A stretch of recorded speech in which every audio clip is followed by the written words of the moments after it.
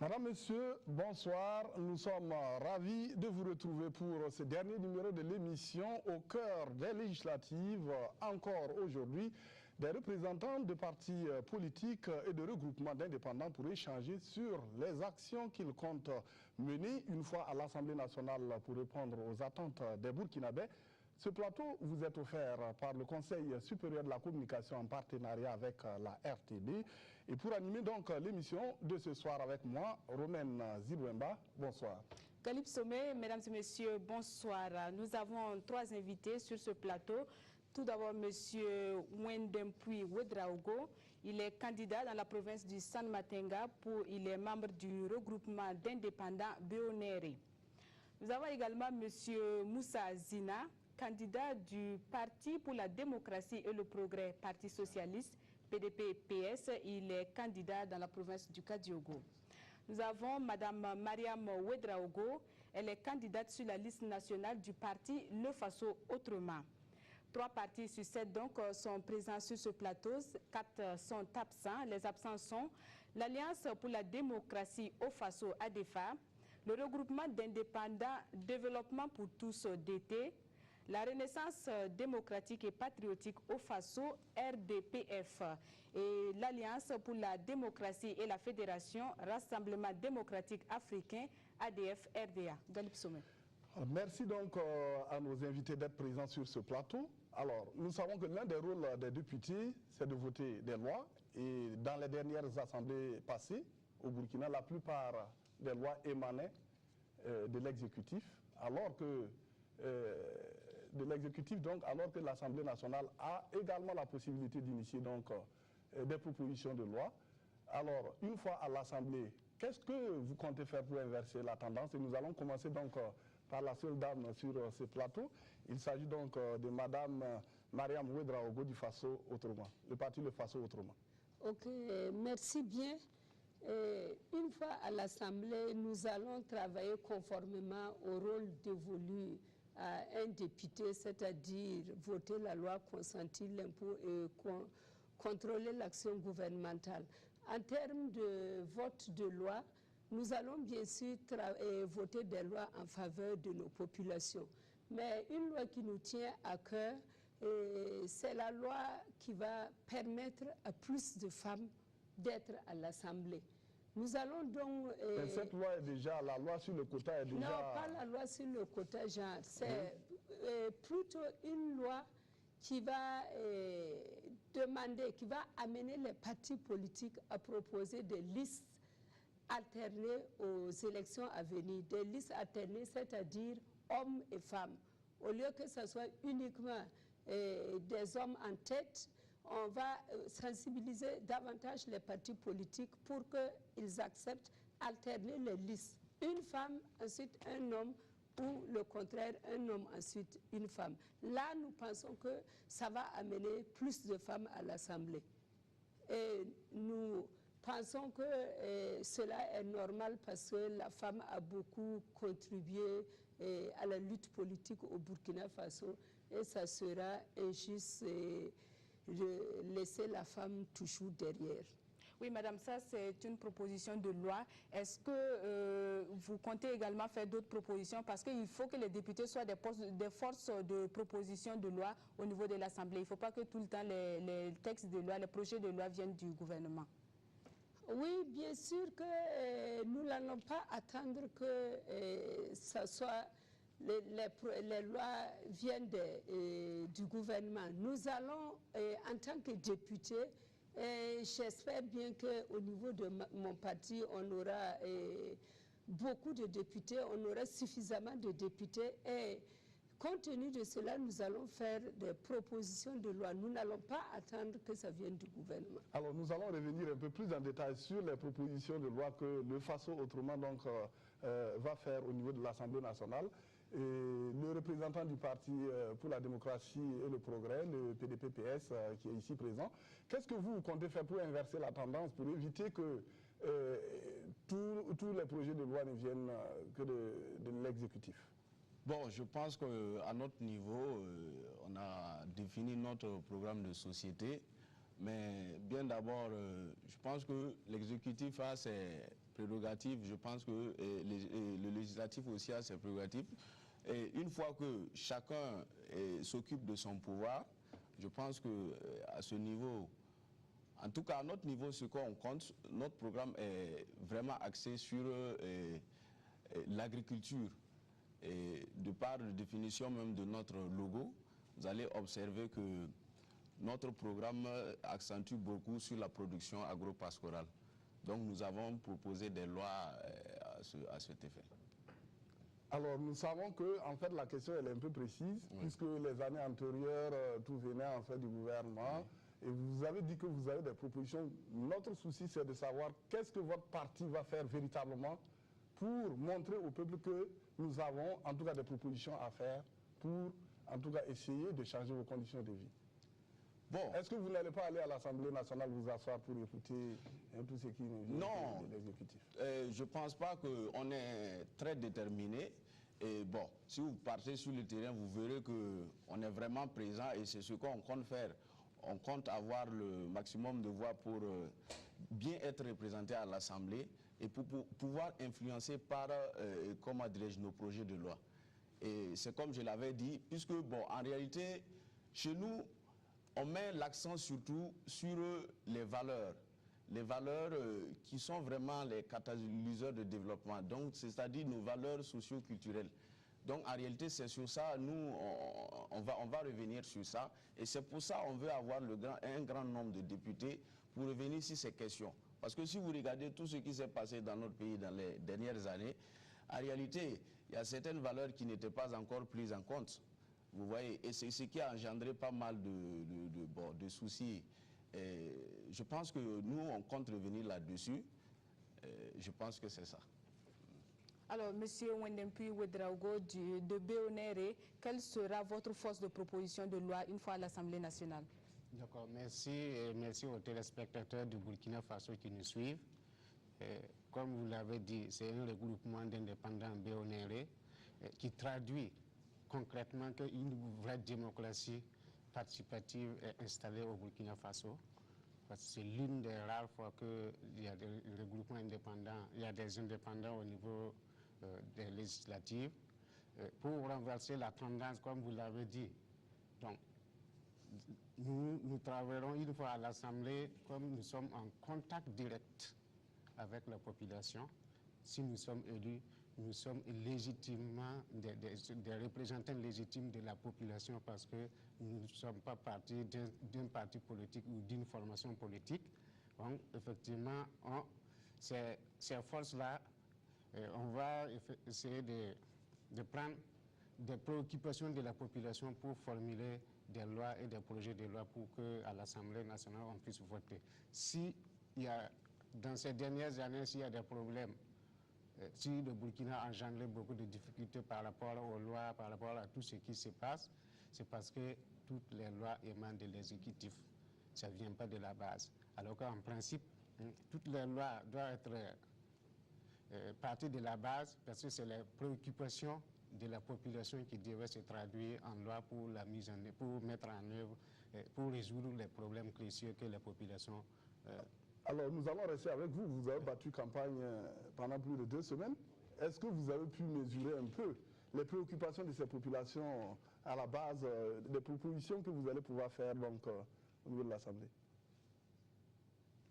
Oui, effectivement. Si je dis, ce n'est pas la campagne qui va m'indiquer, qui va peut-être m'informer des préoccupations de la base. Je suis de la base, je suis paysan et je connais les difficultés du paysan. Nous représentons 80% de la population burkinabé. Si ces préoccupations-là sont levées, je crois que le Burkina Faso amorcera un développement, un vrai développement socio-économique, un vrai développement socio-économique. Merci à vous, Monsieur Moussa Zina. Vous qui avez battu campagne également sur le terrain, est-ce que vous avez pu mesurer les attentes des populations? Les attentes sont en tout cas nombreuses sur les lois qui doivent être votées pour prendre en compte les préoccupations des populations. Oui, bon, en réalité, il faut dire aussi que notre parti est un parti socialiste et dire qu'on est fréquemment en contact avec la masse. Et c'est ce que la masse décide que nous comptons faire. Voilà, c'est ce que la majorité de la population veut que nous comptons faire. Mais comment dirais-je, au cours de la campagne en tout cas, il y a pas mal de préoccupations et nous comptons tenir compte de tout ça. Une fois à l'Assemblée, on va revoir... bon, on a déjà des propositions de loi, mais bon, on va mieux préparer pour pouvoir défendre ces préoccupations-là une fois à l'Assemblée. Merci. Madame Mariam Ouedraogo. Merci. Au niveau de mon parti, le FASO Autrement, avant d'élaborer même notre programme de société, nous avons fait le tour du Burkina. Nous nous sommes entretenus avec les populations pour connaître leurs préoccupations et nous avons tenu compte de leurs préoccupations dans l'élaboration de notre programme. Et quand nous sommes allés sur le terrain pendant la campagne, c'est les mêmes préoccupations qui sont revenues. Les préoccupations sont notamment l'accès à l'eau potable, l'accès à la santé, l'accès à l'énergie, les problèmes d'infrastructure, problèmes de réseau routier pour pouvoir écouler les produits. Alors que nous, au FASO Autrement, ça ne nous étonne pas. Toutes ces préoccupations sont en phase avec le programme de notre candidat. Alors, tous les partis et regroupements ici représentés, en tout cas, ont dû mesurer l'ampleur des préoccupations des Burkinabés. Vous l'avez exprimé. Les préoccupations, elles sont là. Et chaque parti a des orientations. Vous, par exemple, vous avez évoqué le secteur agricole. Maintenant, en termes de réformes prioritaires, qu'est-ce que concrètement vous allez essayer de défendre à l'Assemblée nationale pour le bien-être de ces agriculteurs-là? Bon, je pense que d'abord, c'est moderniser les moyens de production. Nous comptons aussi, parce que nous n'épousons pas vraiment l'idée des organismes génétiquement modifiés. Donc vous allez proposer en fait des lois contre... Bien sûr, voilà, on a déjà un service qui œuvre déjà dans ce lancer-là, c'est le CNRC, les semences améliorées. Pourquoi, voilà, les grands pays, si les grands pays même rejettent déjà les OMG, pourquoi dans les pays comme le nôtre, on va accepter? Déjà, ça a échoué, pourquoi on force? Donc, nous, à notre niveau, déjà, nous comptons écarter ça, et en tout cas, puiser de nos efforts là pour qu'on écarte un peu ces lois qui influencent à mal vraiment notre système agricole. Et ensuite, nous pensons que quand on produit aussi, il faut pouvoir consommer et mieux, c'est-à-dire la transformation, pouvoir bien transformer pour mieux consommer. Voilà, donc en réalité, sur le secteur agricole, là, nous avons vraiment des réformes, voilà, c'est-à-dire redynamiser même le système agricole. Vous voyez, en dotant les paysans des moyens nécessaires pour pouvoir le faire et créer des usines sur place pour transformer et mettre à la disposition de la population. Ok, merci à vous, M. Zina. M. Ouedraogo, vous qui êtes également du monde agricole, est-ce que les réformes prioritaires que vous allez engager concernent ce secteur-là? Oui, premièrement, les réformes prioritaires, c'est qu'effectivement, c'est la souveraineté alimentaire. Un homme affamé n'est pas un homme libre. Donc, on ne peut pas se confier son ventre à quelqu'un. Donc, la première priorité au Burkina Faso, selon notre regroupement, c'est la souveraineté alimentaire. Donc, qui dit souveraineté alimentaire va axer des lois pour favoriser la production nationale. D'autant plus vrai que là où je suis, donc faire la promotion de la consommation de la production nationale, effectivement, consommer ce que nous produisons, et comme l'autre l'a dit, c'est axé sur la transformation pour une valeur ajoutée par rapport à cette agriculture. Le PPPS qui propose également, en tout cas, des propositions de loi contre les OGM, est-ce que vous épousez cet avis-là? Oui, parfaitement. Parce que si nos semences doivent venir d'ailleurs, je crois que nous serons, comme on l'a dit, la souveraineté alimentaire n'est pas prônée. On ne peut pas avoir la souveraineté alimentaire. Moi, en tant que paysan, depuis longtemps, nous défendons les OGM parce que c'est une forme de colonisation, comme on l'a dit, hein, sincèrement, c'est une autre forme de colonisation que ces OGM-là veulent nous faire. Parce qu'effectivement, les OGM, on ne peut pas avoir les OGM ici. Donc, la production, les semences vont venir d'ailleurs. Et une fois si ces semences ne viennent pas, le Burkinabé va faire quoi? On va produire quoi? Et en dehors de ces OGM, qu'est-ce que vous proposez encore comme orientation à défendre à l'Assemblée? L'orientation à défendre à l'Assemblée, c'est qu'effectivement que la recherche burkinabé puisse trouver des variétés précoces et des variétés productives qui puissent augmenter le rendement pour subvenir, pour aboutir à la souveraineté alimentaire. Par rapport à l'agriculture, donc le CNT vient d'adopter une loi sur le statut de l'agriculture agro-silvopastorale. Moi, je crois que c'est un fourre-tout. Nous avons participé, mais de toutes les façons, quand on va, c'est un début. Il faudrait toujours continuer dans cette lancée. Qu'est-ce qui vous gêne dedans? Vous dites que c'est un fourre-tout. Et qu'est-ce que vous comptez faire? Donc, on dit agro-silvopastorale. Donc, c'est un programme, c'est une loi qui enlève agro-silvopastorale. Agro, ça c'est agriculture.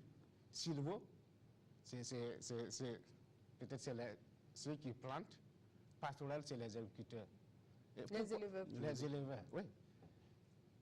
Maintenant, cette loi, puisqu'il y a au moins comme 3 filières ou 3 professions qui se sont regroupées. Alors, par contre, il y a l'ordre des avocats.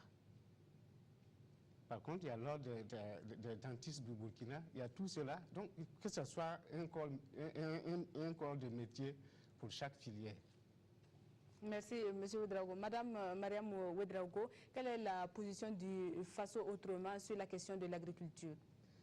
Bon, peut-être qu'il faut rappeler d'abord qu'au niveau du FASO autrement, notre programme est centré sur l'homme, c'est-à-dire que ça commence par l'homme et ça se termine par l'homme. Ça commence par l'homme, pourquoi? Parce que vous savez tous qu'au niveau du Burkina Faso, on n'a pas de mer, on n'a pas de forêt. La ressource incontestable que nous avons, c'est l'homme, c'est les ressources humaines.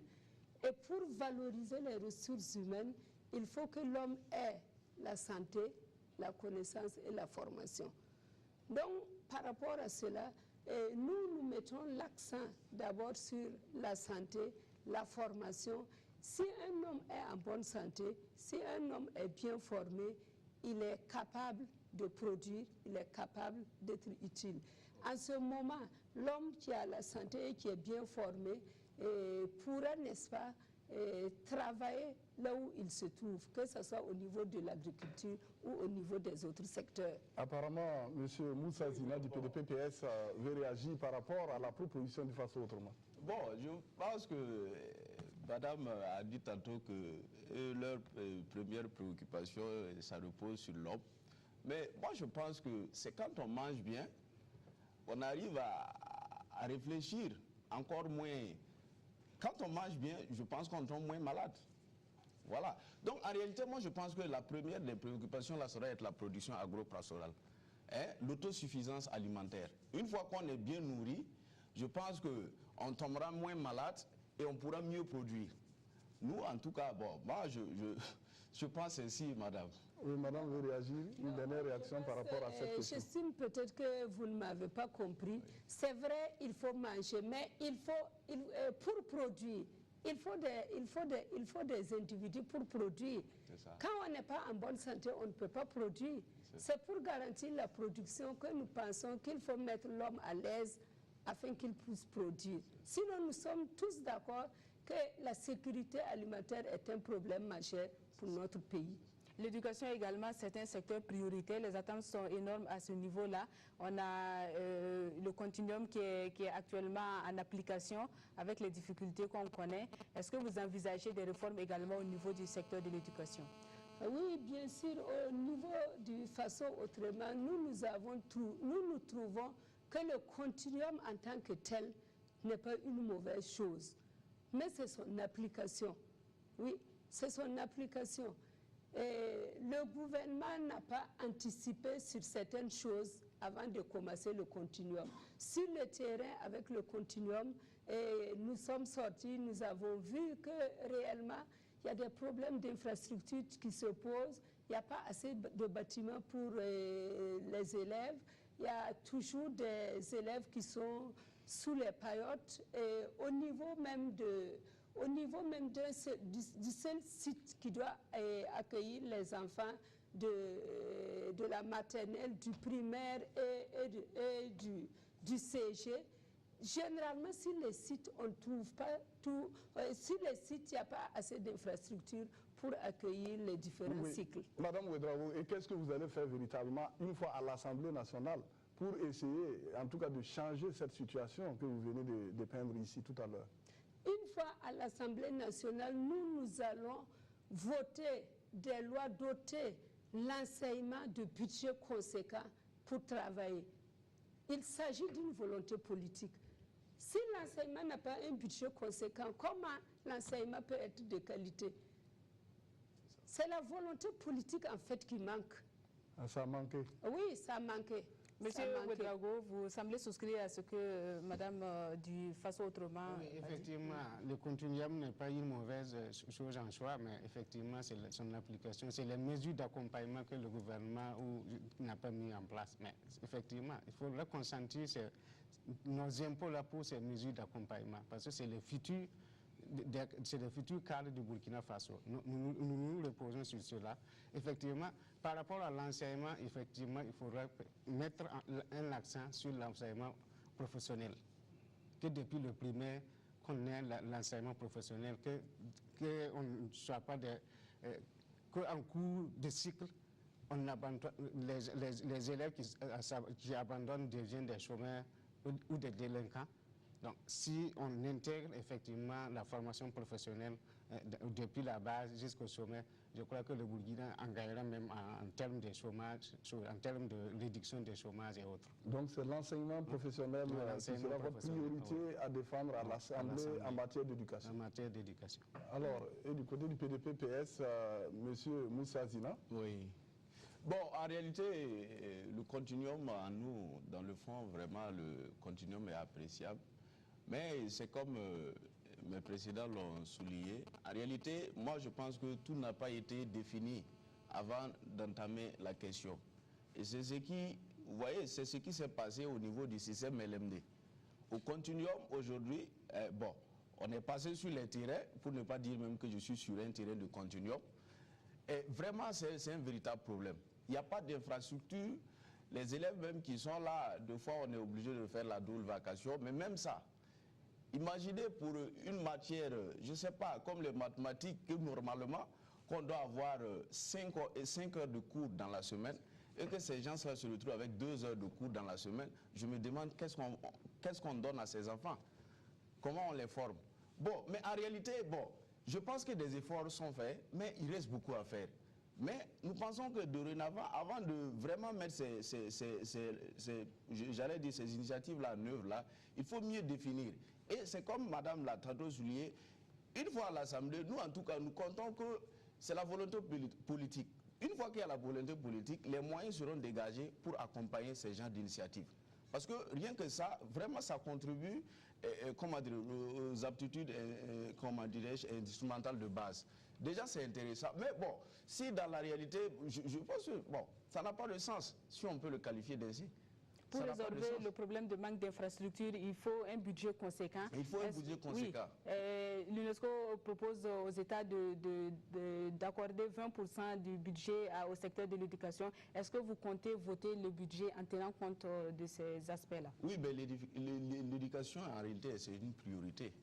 On ne peut pas... De toute façon, nous allons étudier ces propositions. Et puis, bon...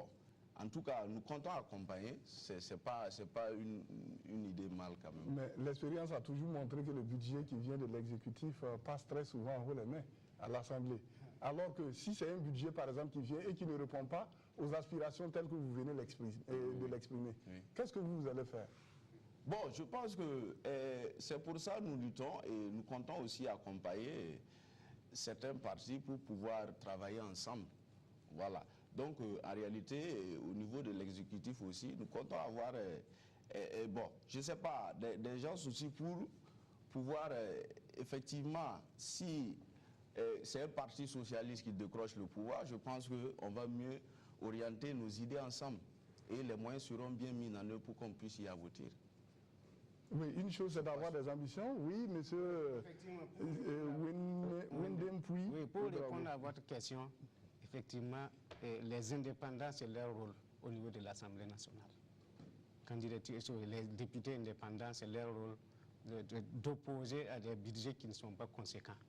Parce qu'effectivement, généralement, si vous voyez que les budgets passent aux mains de l'exécutif à l'Assemblée, c'est que c'est une majorité. La majorité de l'Assemblée est contrôlée par un parti. D'où ce sont ces partis, ces partis qui nomment des gens à l'exécutif qui travaillent pour le compte de ces législatives-là, de ces législateurs-là. Donc, effectivement, du coup, ça peut passer. Mais nous, en tant qu'indépendants, on a de compte à rendre à personne si ce n'est pas la base, ceux qui nous ont élus. Effectivement, je crois que une fois à l'Assemblée, ces budgets-là ne pourront pas passer aux mains. Alors, on évoque souvent des contraintes budgétaires qui définissent un peu les grandes orientations, si on estime qu'il n'y a pas assez de ressources. Il n'y a pas assez de ressources. Il faut limiter le train de vie de l'État. Il faut limiter le train de vie de l'État et puis voir les priorités. Au niveau du façon autrement, avec le façon autrement, tout va changer. Avec le façon autrement, c'est pas parce qu'une loi est venue de l'exécutif que ça doit forcément passer. Nous sommes une représentation. Au niveau de l'Assemblée, les députés constituent la représentation nationale. Nous sommes là pour défendre la population. Nous sommes là pour défendre le peuple. Avec le façon autrement, s'il y a une loi qui ne répond pas aux préoccupations de nos populations, aux aspirations de nos populations, nous allons tous simplement la rejeter. L'Assemblée ne peut pas être une caisse de résonance de l'exécutif. C'est clair. Si vous arrivez, si vous êtes à l'exécutif, est-ce que vous êtes capable, Madame Ouedraogo, vous avez vraiment ce courage, je dirais, cette possibilité de vous opposer en tout cas à un certain nombre de propositions qui émanent de l'exécutif? Bon, ce n'est pas opposition pour opposition. Si toutefois la loi, en tout cas, ne convient pas à notre population, nous n'allons pas la voter. Ce n'est pas une opposition pure. On n'est pas là pour s'opposer à l'exécutif. Oui, Madame Ouedraogo. Il s'agit, oui. Et quelles précautions vous avez prises dans le choix de vos candidats aux législatives là, pour que ces candidats-là, une fois votés, une fois à l'Assemblée nationale, soient des députés conscients qui puissent voter des lois vraiment en tenant compte des aspirations des populations? Bon, au niveau du façon autrement, nous n'avons pas nos candidats. Pour être candidat, on n'a pas pris n'importe qui pour être candidat. C'est la base qui a proposé nos candidats en tenant compte de beaucoup de choses, en tenant compte de leur intégrité, en tenant compte de ce qu'ils ont dans le cœur pour notre population. Donc par rapport à cela, moi je pense que ces hommes et ces femmes-là vont défendre toujours la population. Oui, Madame Ouedraogo, si vous arrivez à l'Assemblée nationale, vos propositions de loi vont aller dans quel sens? C'est-à-dire qu'il faut les réinvestir dans quel domaine? Bon, il faut réinvestir ces ressources, comme on l'a dit tantôt au départ, dans l'agriculture, dans la santé, dans l'éducation. Voilà. Nous avons dit tantôt que l'éducation n'avait pas un budget conséquent. Par exemple, dans l'éducation, on peut investir plus de ressources.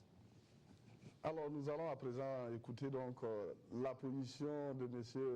Wendempuy Ouedraogo de Béonéré. Ouais. Alors, parlant de réduction du train de vie de l'État, alors quel type de proposition de loi comptez-vous faire?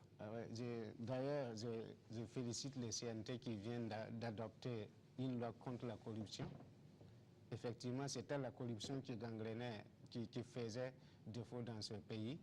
Qui dit corruption, c'est pas venir donner peut-être 1000 francs à quelqu'un pour que la personne puisse peut-être préparer un dossier, mais des surfacturations dans certains États, dans certaines institutions, et surtout cela. Donc maintenant, il y a beaucoup de choses à réduire, surtout si on parle de la corruption. Donc ça peut résoudre un tant soit peu cette malgouvernance financière. Est-ce que vous estimez qu'il y a des institutions, par exemple, qu'il faut fermer au Burkina parce qu'on estime que c'est budgétivore et que ça ne contribue pas assez à la vie sociale? Oui, j'ai dit fermer, c'est pas trop, parce que les précédents ont dit effectivement qu'ils ont trouvé l'utilité de la créer, mais il faut réduire son train de vie. La plus belle femme ne peut donner ce qu'elle a par rapport à ce que le Burkina consentit comme impôt. Et quand on parle de réduction, le nombre de députés à l'Assemblée nationale, est-ce que vous ne trouvez pas que c'est trop pour un pays comme le Burkina Faso? Oui. On est passé de 111 à 127. Oui, est-ce que vous pensez qu'il faut réduire? Parce qu'à notre indépendance, on était à 5 millions et aujourd'hui, nous sommes à 17 millions. Il faut que ce soit vraiment proportionnel à la représentation nationale. Donc il ne faut pas réduire le nombre de députés de votre point de vue. C'est bon. Alors nous allons écouter M. Moussa Zina du PDP-PS par rapport à la réduction du train de vie de l'État. Est-ce que d'abord vous êtes pour? Parce que ce n'est pas tout le monde qui partage cette manière de voir les choses. En réalité, s'il y a des institutions vraiment qui sont budgétivores, on ne peut pas ne pas revenir sur la question. Mais dire qu'on va être, je ne sais pas, contre, encore faut-il, il y a l'autorité supérieure de contrôle. Je pense que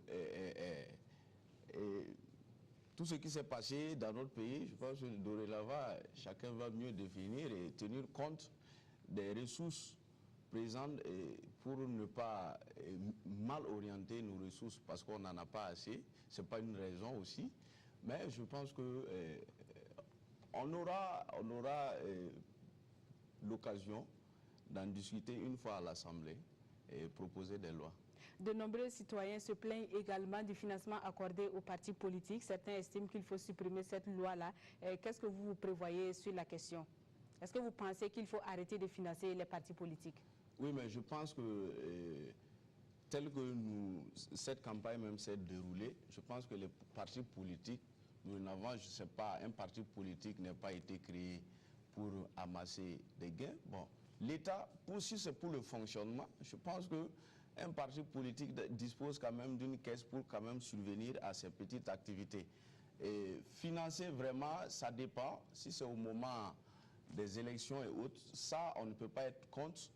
Mais le budget après campagne, sincèrement, on ne pousse pas totalement ça. Donc vous êtes d'accord pour qu'on finance les partis pour la campagne électorale, mais pas en dehors des campagnes? Oui, en dehors des campagnes, je pense que le fonctionnement des partis, les partis doivent être autonomes. Ils doivent s'assumer. Bien sûr, on en a tellement. Apparemment, Béounéré épouse cette manière de voir les choses.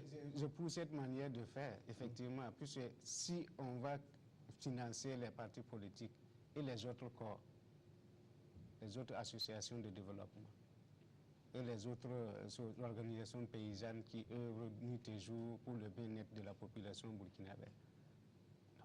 Donc vous serez pour une proposition de loi pour supprimer les financements aux partis politiques? Le financement aux partis politiques, si ce n'est pas seulement pendant la campagne électorale. Est-ce que de façon autrement a la même manière de voir les choses, Mme Ouedraogo? Bon, moi je pense que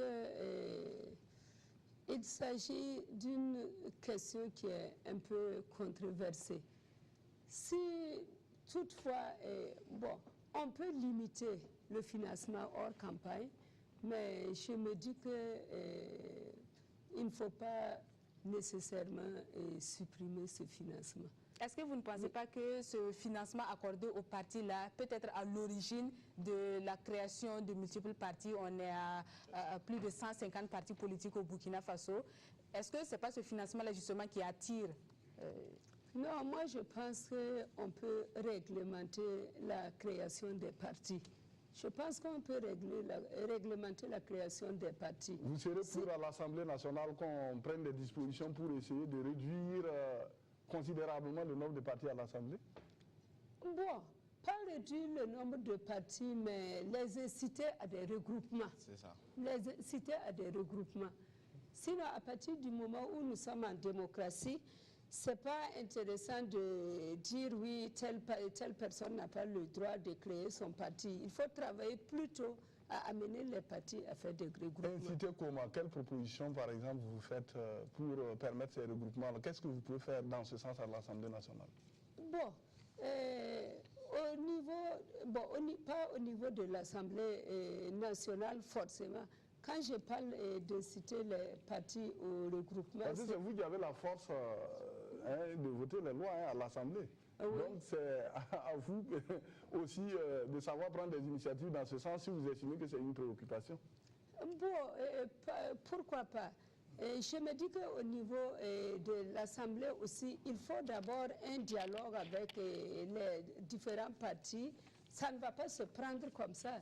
Nous allons échanger d'abord avec les différents partis, que ce soit les partis de gauche, les partis qui sont des libéraux, et trouver un consensus avant de faire ces propositions de loi. Alors, est-ce qu'au niveau du PDP-PS, c'est la même manière de voir les choses? Je ne veux pas légiférer sur le nombre de partis. Oui, mais je pense que c'est tantôt ce que je disais. En réalité, bon, on a combien de partis pour combien de programmes de société? Ben, si il y a des partis socialistes, qu'on les propose à des regroupements comme Madame l'a si bien dit, et s'il y a des libéraux aussi qu'ils essaient de se regrouper, parce qu'en réalité, si eux tous ils sont là pour lutter pour le bien-être de la société, moi je pense que c'est égoïste que chacun reste dans son coin. Bon, je ne sais pas, qu'est-ce que nous proposons en réalité pour le peuple burkinabé? Je pense que ce sont des intérêts que chacun veut tirer. C'est pour ça, moi je dis non, en réalité les financements après campagne, là, je ne partage pas vraiment l'idée. Mais il faut laisser tout le monde créer les partis. Oui, mais on est en démocratie. On est en démocratie, on ne peut pas interdire la création de partis. Mais peut-être les inciter peut-être à se regrouper, voilà, pour mieux mettre, je ne sais pas, une fois le pouvoir acquis, mettre en pratique leur vision de la société. Et comment on peut les inciter? Bon, je pense que, en tout cas à notre niveau, côté socialiste, je pense que déjà on travaille ensemble. Et le parti socialiste qui part au présidentiel, on compte le soutenir. Bon, mais aux législatives, c'est vrai, nous aussi on veut participer. On a des idées qu'on veut mettre en œuvre, on a des projets, c'est ça. Alors, nous allons aborder un autre volet, toujours par rapport à la bonne gouvernance et aux préoccupations des Burkinabés, notamment en matière de justice. Alors, une fois l'Assemblée nationale donnerait compte, jouer quel rôle et faire quel type de proposition pour satisfaire, répondre aux attentes des Burkinabés en matière de justice? Oui, en matière de justice, effectivement, BONR contribuera à ce que la justice approche les justiciables. En quoi faisant? La décentralisation au niveau des juridictions compétentes. Ça, c'est un. Deuxièmement, effectivement, qu'on puisse, que ces juges, que ces personnels juridictionnels-là puissent avoir une formation compétente dans tous les domaines sociaux. Parce que, je prends un exemple sur le foncier. Donc, les tribunaux se prononcent sur le foncier, je ne sais pas dire que c'est sur quelle loi, mais de toutes les façons, pour le moment, il y a la loi sur le foncier qui existe, mais les autres, les tribunaux n'ont pas encore cette formation pour trancher sur le foncier. Donc, ils se basent sur le code pénal. Donc, c'est peut-être souvent c'est sur le code pénal ou sur la loi, parce que la loi foncière a prévu tout ce qui est chose pour préserver la paix sociale. Effectivement, donc c'est surtout ça que les juges, il faut mettre en chose, faut mettre les moyens adéquats à la justice pour mieux travailler. Et si effectivement, si on subvient à ces besoins et autres, à ces besoins élémentaires, donc la justice va faire son travail. Et parlant de justice, on sait que dans le cadre du contrôle de l'action gouvernementale, c'est l'une des missions du député. Oui. Ce contrôle-là peut passer par les enquêtes parlementaires. Oui. Est-ce que vous comptez en faire et puis comment faire pour que les résultats des enquêtes parlementaires là, soient vraiment pris en compte? Oui. Donc, est-ce que... Oui, les enquêtes parlementaires au niveau de l'Assemblée nationale. Oui. Effectivement, on doit contribuer à ce que ces enquêtes parlementaires là soient plus comment dirais-je, puisse aboutir et puis avoir des recommandations et puis une application. Rien n'est faire des enquêtes et puis déposer les documents dans les tiroirs. Il faut que ça soit exécuté. Madame Ouedraogo, du parti de façon autrement, nous savons qu'il y a beaucoup de résultats, en tout cas d'enquête parlementaire, mais bon, qui restent sans suite. Bon, oui, ça c'est vrai, mais c'est pour cela qu'on parle de la gouvernance. C'est un problème de gouvernance et un problème de volonté. S'il y a une volonté politique à rendre réellement la justice indépendante, à rendre la justice équitable, cela est possible. Il faut la volonté. Par exemple, au niveau de notre parti, nous pensons que une fois à l'Assemblée, on prévoit d'organiser des enquêtes parlementaires, par exemple, se saisir de certains dossiers pour voir comment ça a été traité. Et Voilà. quelle sera la suite? Une fois il s'agit de se saisir des dossiers, après qu'on constate quelle suite pour que, en fait, les gens n'aient pas l'impression que ces dossiers sont revenus en fait dans les tiroirs. Non, nous allons bien sûr faire des recommandations et porter ces recommandations-là à la connaissance du grand public. Oui, nous n'allons pas nous immixer dans les affaires de la justice parce que la justice est indépendante. Mais par rapport à ce que nous allons voir, nous allons faire des recommandations et porter à la connaissance du grand public. Alors nous savons par exemple que le législateur a la possibilité de prendre même des décisions contre le chef de l'État. Si par exemple il y a des enquêtes qui mettent en cause par exemple le premier responsable du pays, votre parti pourra aller jusqu'à ce niveau-là? Bon, moi je pense que si on est là pour travailler, on est une représentation du peuple et on doit aller jusqu'au bout. Monsieur Zina, Oui. votre avis sur les enquêtes parlementaires? Bon, en réalité, vous avez parlé tantôt de justice. En réalité, bon, quand vous regardez même le thème de notre campagne, je pense que c'est une des valeurs que nous défendons. Parce qu'aucune société ne peut se construire dans l'injustice, pour ne pas citer d'autres fléaux. Mais en réalité, sur le côté des enquêtes parlementaires, je pense que, en réalité, je pense qu'on va mettre ce qu'on peut comme effort pour qu'on puisse vraiment ne pas, si on soulève un dossier, que ça puisse aboutir. D'accord. Madame Ouedraogo, on sait que le Conseil national de la transition a déjà adopté plusieurs textes de loi et même fait une proposition de changer de constitution pour permettre au Burkina de passer à une 5e république. Est-ce que vous êtes pour ou contre ce passage à une 5e république? Ok, merci bien. Je pense que le peuple burkinabé est sorti dans la rue les 30 et 31 octobre pour marquer leur désaccord avec le régime du président Blaise Compaoré. Et le peuple est arrivé à arrêter le pouvoir de Blaise Compaoré. Moi, je pense honnêtement, et au niveau de notre parti, nous pensons que pour rompre avec la 4e République, il faut aller à une 5e République. Et vous êtes prêt à adopter le texte proposé par le CNT? Bon, adopté par le CNT, je pense que nous allons revoir le texte. On ne peut Quelle pas... procédure? Comment vous allez procéder pour aboutir au nouveau texte? À ma connaissance, le CNT n'a pas adopté une loi concernant le passage. C'est une proposition. C'est une proposition de constitution, Oui. voilà, qui est déjà là. Oui, Et si on vous l'a proposé, en fait, c'est là la question, quoi. oui. Voilà, est-ce qu'il y a des aspects qui répondent véritablement à votre attente? Est-ce que vous allez voter cette proposition, celle-là? Bon. Ou bien il faut tout revoir, en fait? Je ne peux pas dire que nous allons voter cette proposition. Nous allons revoir toutes les dispositions avant de donner notre accord.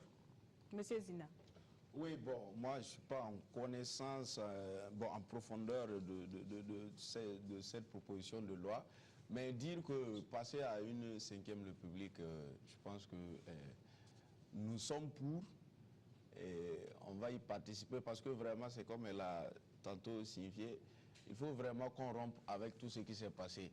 Mais l'expérience même a démontré qu'il y avait des insuffisances dans l'ancienne constitution. Je ne suis pas juriste, mais je pense que ça serait mieux qu'on revienne à qu'on ait une nouvelle constitution. Et comment procéder? Et comment procéder? Je pense qu'on va passer à l'Assemblée. Je pense qu'on va voter à l'Assemblée. Et après ça, si ça n'aboutit pas, peut-être qu'on va passer à des pétitions, je ne sais pas moi. Passer à un référendum? Oui, un référendum, bien sûr. Okay. Monsieur Ouedraogo? Oui, effectivement, moi je suis pour un passage à la 5e République. Oui, mais quand le CNT a proposé les propositions des textes et autres, moi, à ma connaissance, je ne l'ai pas beaucoup lu, mais seulement il faudra passer par des consultations à la base pour recueillir les informations, toutes les préoccupations du peuple burkinabé pour mieux l'insérer. Vous estimez que cela n'a pas été fait? Non, je pense. Parce qu'il y a eu quand même des tournées d'explications. Non, ce n'est pas des tournées d'explications. Il faut des ateliers ou des rencontres où chaque socio-professionnel, chaque couche socio-professionnelle prononce par rapport à une question donnée. Et par rapport à cela, maintenant, on peut rédiger un truc. Bon, moi, je ne pense pas que le CNT même a eu le temps matériel pour il n'a pas eu le temps matériel pour le faire. Voilà, donc... c'est des explications, c'est des sensibilisations. Oui. Voilà. En faisant peut-être, c'est comme il a proposé des ateliers, j'allais dire même des sorties, même pour recueillir vraiment les avis de la base. Il y a eu des tournées d'explications sur la nécessité d'un passage à une 5e République. Oui. Les gens l'ont adapté, donc les principes, mais il faut aller jusqu'au il faut noter même qu'en réalité, la majorité de la population, en réalité, on n'était même pas prêt pour ce genre de trucs, il y avait tellement de problèmes. C'est à quel moment, si c'est dans la transition, vous avez vu tout ce qui s'est passé dans la transition, le peuple n'était même pas libre pour réfléchir, même d'abord pour un passage. Alors, s'il faut un passage à une 5e République, qu'est-ce que vous proposez? À quand alors la 5e République? En réalité, c'est quand je dis que c'est vraiment une question préoccupante. Et l'expérience a démontré que tout pouvoir qui a participé à la constitution d'une... comment dirais-je? Oui, à la rédaction d'une constitution, ça ne peut pas ne pas être en faveur de ce pouvoir. Bon, mais on est déjà lancé. Bon, moi je pense que ça sera probablement dans le prochain mandat du président qui va venir. Alors, Madame Ouedraogo, est-ce qu'on risque d'avoir une constitution sur mesure après? Moi, je me dis que ça va être un peu difficile avec l'éveil actuel de nos populations. Oui, si toutefois d'aventure il y a une constitution sur mesure, ça va être difficile que ça puisse passer lors d'un référendum. Alors, nous sommes bientôt à la fin donc, de cette émission et vous parlez de passage à une 5e République. Quel type de député et quel type d'Assemblée nationale pour le Burkinabé dans cette 5e République, Monsieur Ouendempoui Ouedraogo de Béonéré? Oui, type d'Assemblée. Oui, quel type de député, quelle valeur devrait incarner les députés dans cette 5e République-là pour répondre aux aspirations du peuple burkinabé? Oui, dans cette 5e République, donc, les députés doivent être incarnés de tout ce qui doit réfléchir et puis analyser de tout ce qui est passé pendant les 27 ans. Tirer des leçons, ce qui est bon et ce qui n'est pas bon. Et effectivement, maintenant, par rapport à cette base, maintenant continuer, les députés doivent continuer à faire cela. Donc, il faut une analyse approfondie, mais pas une analyse, c'est des leçons tirées. Puisque nous tous, nous sommes là, on a vécu les 27 ans du pouvoir de Blaise Compaoré. Donc, ces députés-là doivent être des députés intègres. Et surtout, je continue à ce que peut-être les candidatures indépendantes au niveau des législatives et autres la passent, parce que c'est ça la vraie démocratie, et une démocratie participative. Madame Ouedraogo? Bon, Le député à venir, pour moi, doit avoir un certain nombre de caractéristiques, et surtout l'intégrité. L'intégrité est être à l'écoute du peuple, être à l'écoute de sa population, rendre compte, aller vers sa base, rendre compte à sa base, recueillir les préoccupations de sa base. D'accord. Monsieur Zina? Oui, moi je pense qu'en réalité, c'est sa première mission. Voilà, s'il a été délégué par le peuple, je pense que les questions vraiment qui le préoccupent, il doit dorénavant être en contact avec le peuple et bien travailler. C'est-à-dire que bien définir sa première mission et bien l'exécuter. Mais il faut des gens aussi vraiment qui intègrent ces valeurs-là, d'honnêteté, d'intégrité, voilà. C'est-à-dire que ces gens-là ne vont plus venir représenter, bon, je ne sais pas, des groupuscules, mais réellement le peuple. Hein? Et parce que le peuple ne peut pas choisir quelqu'un qui ne peut pas vraiment mettre en œuvre ses aspirations. Donc si le peuple nous choisit, on pourra mieux le représenter. Oui. Alors, d'aucuns estiment que ces élections-là sont les élections les plus ouvertes que le Burkina Faso ait connues. Comment vous voyez la coloration au sein de l'Assemblée nationale? Comment sera l'Assemblée nationale après ces élections-là? On aura des députés qui viennent de différents partis?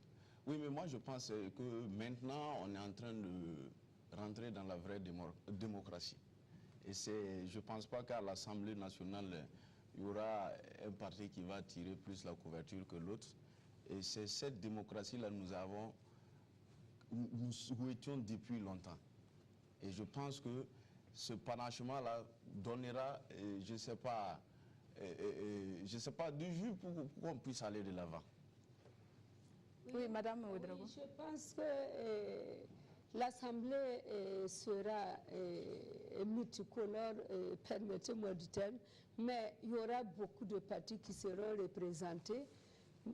Tout ce que je sais, c'est que le Faso autrement sera suffisamment représenté. Le Faso autrement aura assez de députés au regard de l'engouement de la population pour le programme du Faso autrement.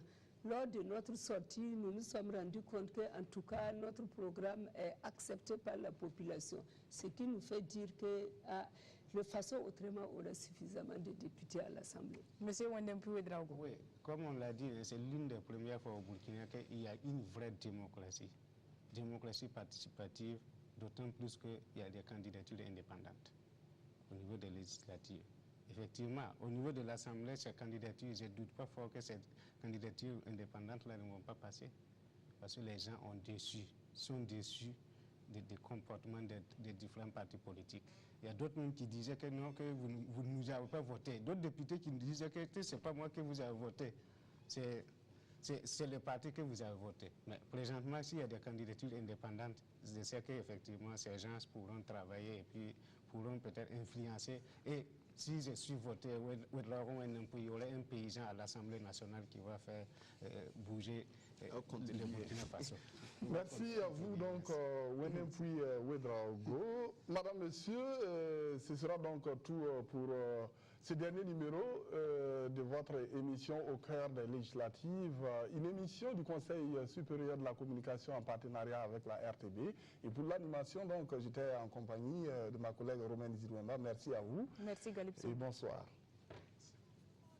Même si toi tu n'as rien, n'oublie jamais qu'il y a quelqu'un au-dessous de toi. Même si tu n'es pas beau, dis bien toi qu'un jour tu seras le plus beau. Tout le monde n'a qu'à se lever.